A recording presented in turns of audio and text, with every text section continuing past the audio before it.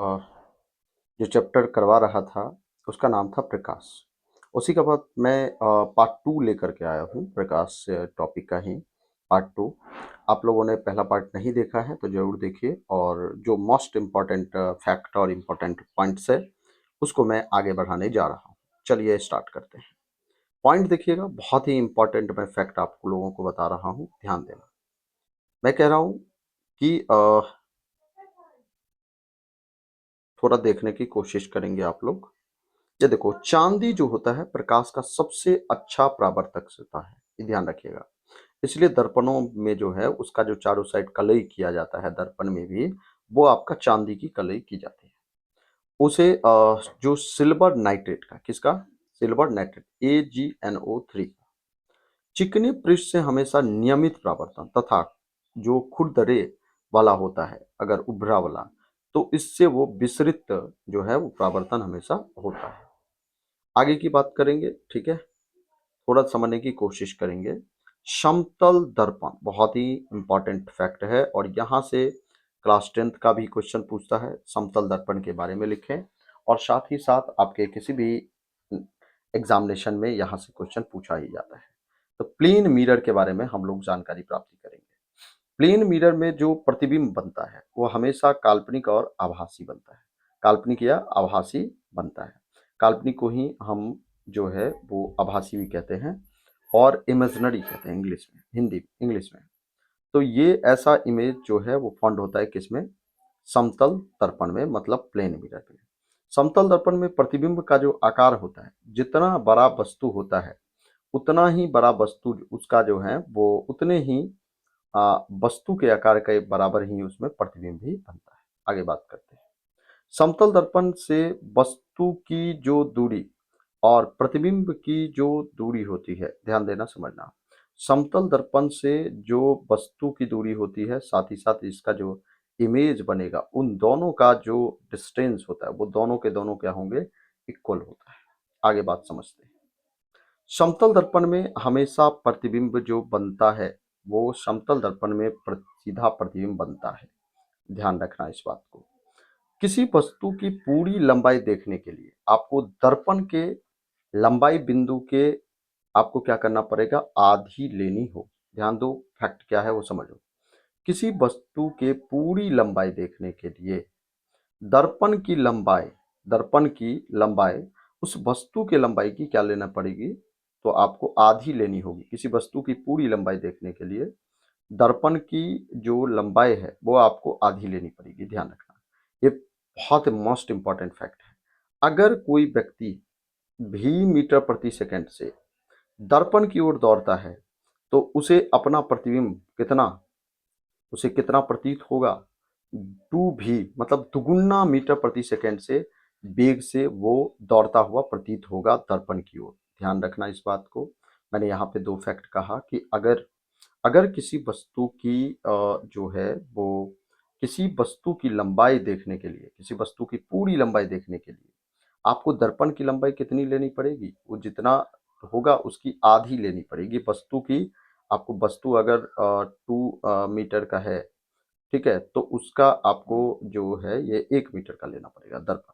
लेकिन मैंने कहा कि अगर दर्पण के ठीक सामने से कोई व्यक्ति अगर भी मीटर प्रति सेकंड से दौड़ता हुआ आ रहा है तो उसका जो प्रतिबिंब बनेगा, इमेज जो बनेगा वो 2v बनेगा, ठीक है, प्रतीत होगा उसका। अगर कोई समतल दर्पण को थीटा कोण से घुमाता है तो परावर्तित किरण जो है वो 2θ कोण से घूम जाएगी, ठीक है। ये बात भी आप लोग याद रखेंगे। आगे हम लोग समझते हैं। अगर कोई दो समतल दर्पण, ध्यान देना समझना बात को, अगर दो समतल दर्पण की बात करें, एक दूसरे से थीटा कोण पर हो, दोनों जो है किस पर हो, थीटा कोण पर हो। अब बीच में ये दोनों है और ये आपका थीटा कोण पर है। बीच में बने प्रतिबिंबों के बीच, इसके बीच में इमेज की संख्या कितनी होगी, तो इसमें बीच में कितनी होगी भाई, 360। अब बट्टा जितना थीटा होगा, मान लो 45 डिग्री तो 45 से भागा दो, अगर 90 डिग्री तो 90 से भागा दो, जितना होगा उतनी जो है वो आपका प्रतिबिंबों की संख्या होगी। मैंने क्या कहना चाहा, तीन बातें कहा, तीनों बात को आप दिमाग में रखना है। दो समतल समतल दर्पण एक दूसरे से थीटा कोण पर हो तो उनके बीच बने प्रतिबिंबों की संख्या जो होगी वो संख्या क्या होगी, विषम होगी। ठीक है, तो 360 डिग्री बट्टा थीटा या 360 डिग्री का थीटा, और वो तो उनके बीच का जो कोण प्रतिबिंबों की संख्या होगी वो ये होगा। ठीक है, और कुछ कुछ बातों को समझने की कोशिश हम लोग करते हैं। ध्यान दो, दो समतल दर्पण के समानांतर रखने पर, दो समतल दर्पण के समानांतर रखने पर अनंत अनंत प्रतिबिंब का निर्माण होता है। दो समतल दर्पण को क्या रखने पर, समानांतर रखने पर जो उसमें प्रतिबिंबों की जो निर्माण होगा, अनंत प्रतिबिंब का निर्माण होता है, जिसमें दूसरा प्रतिबिंब सबसे अधिक स्पष्ट होता है। जिसमें दूसरा जिसमें दूसरा प्रतिबिंब सबसे अधिक स्पष्ट होता है। समतल दर्पण का उपयोग पेरिस्कोप में किया जाता है। पेरिस्कोप का प्रयोग कहाँ पे, बंकर के बंद छुपकर या समुद्र के अंदर छुपकर युद्ध करने के लिए किया जाता है पेरिस्कोप का प्रयोग।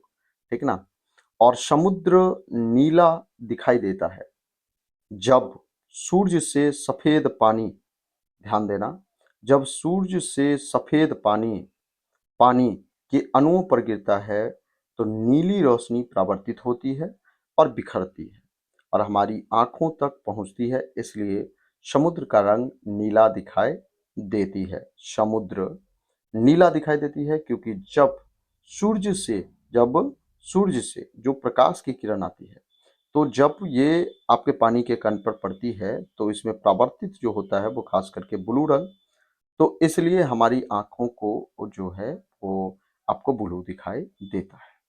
आगे बात करेंगे हम। ठीक है, ये आपको सारा का सारा जो उनमें मैंने बताया वो। अब यहाँ पे एक क्वेश्चन देख लो, बहुत ही अच्छा क्वेश्चन है। यदि दो समतल दर्पण एक दूसरे से 90 डिग्री कोण पर झुका हो, दो समतल दर्पण अभी हमने कहा उसमें प्रतिबिंबों की संख्या कितनी होगी, तो 360 बट्टा 90। ठीक है, तो ये आपका 9 चौक 36, तो 4 हुआ, लेकिन उसमें से एक आप घटा देना। ठीक ना, तो कितना हो जाएगा भाई, 3। टोटल कितना हो जाएगा, 3 जो है इसमें प्रतिबिंबों की संख्या होगी। ठीक है, अब नेक्स्ट क्वेश्चन को देखते हैं। यदि क्वेश्चन देखो, गौर करो, यदि कोई व्यक्ति किसी समतल दर्पण से 25 सेंटीमीटर की दूरी पर है, कितने सेंटीमीटर की दूरी पर है, 25 सेंटीमीटर की दूरी पर है, वह दर्पण की ओर 10 सेंटीमीटर जाता है। कितना सेंटीमीटर जाता है भाई, 10 सेंटीमीटर। ठीक है, 10 सेंटीमीटर आता है, तो प्रतिबिंब का प्रारंभिक स्थिति तथा वस्तु के अंतिम स्थिति के बीच में जो है वो क्या बनेगा। अब गौर करो, यहाँ पर देखो, ध्यान देने की कोशिश करो, गौर करिए, थोड़ा समझने की कोशिश करिए। ये आपका समतल दर्पण है। ठीक है, और कोई भी प्रारंभिक अगर हम बात करें, ठीक है, तो यहाँ पर व्यक्ति 25 सेंटीमीटर पर था, 10 सेंटीमीटर इधर गया तो 15 सेंटीमीटर है। तो अगर मैं बात करूं कि जो वस्तु की स्थिति कितनी होगी, तो भाई 25, गौर करो यहाँ से, तो 15 15 होगा, ये आपका 10, यहाँ पे प्रारंभिक प्रतिबिंब यहाँ पे बनेगा। ठीक ना, यहाँ पर आपका 15 और 10, क्योंकि तुमको पता है कि यहाँ से यहाँ तक 25 सेंटीमीटर, जितनी दूर पर वस्तु होगी उतनी ही दूर पर प्रतिबिंब भी बनेगी, इसीलिए 15 ये आपका, और ये आपका 10 था, 10 सेंटीमीटर इधर आया, तो वस्तु भी तो उतना ही दूर जाएगा ना। तो यहाँ तक तो आपको पता है कि कितना होगा भाई, 15 और 10, 25 सेंटीमीटर पर जाकर के यहाँ पे वस्तु। वहीं आपके अंतिम इसका बात करें तो ये 15 सेंटीमीटर पर, तो ये 15 सेंटीमीटर हुआ। ठीक ना, वस्तु अंतिम प्रतिबिंब यहाँ पे बनेगा। तो इस तरीके से हम लोगों ने इस वीडियो में ये जानकारी प्राप्ति की, समतल दर्पण से रिलेटेड सारी बातों को, एक एक फैक्ट को अपने नोटबुक में लिखिए और उसको बढ़िया से पढ़ लीजिए। धन्यवाद। तीसरे पार्ट बहुत जल्द ही आएगा, आप लोग जरूर कंटिन्यू पार्ट बाय पार्ट देखते रहिए फिजिक्स का। धन्यवाद।